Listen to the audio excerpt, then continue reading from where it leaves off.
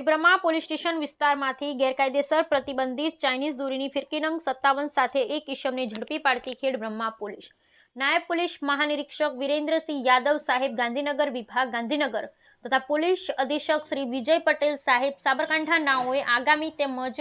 ઉત્તરાયણ તહેવાર અન્વયે સાબરકાંઠા જિલ્લામાં પ્રતિબંધિત ચાઇનીઝ દોરીનું ગેરકાયદેસર ઉત્પાદન તેમજ વેચાણ કરતા ઈસમોને શોધી કાઢવા આપેલ સૂચના અન્વયે નાયબ પોલીસ અધિક્ષક શ્રી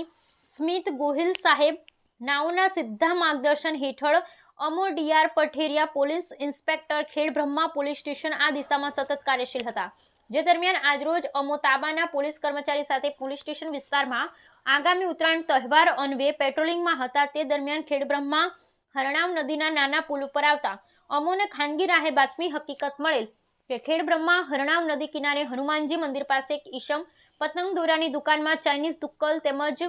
ચાઇનીઝ માજા નાયલોન પ્લાસ્ટિક દોરીનું ગેરકાયદેસર રીતે વેચાણ કરે છે, જે હકીકત આધારે સદરી જગ્યાએ પતંગ દોરાની દુકાને જઈ ઝડપી તપાસ કરતા દુકાનમાંથી પ્રતિબંધિત ચાઇનીઝ દોરીની ફિરકી નંગ 57 જેની કિંમત ₹11,400 નો મુદ્દામાલ મળી આવતા કબજે કરી ખેડબ્રહ્મા પોલીસ સ્ટેશન ખાતે પકડાયેલ આરોપી વિરુદ્ધ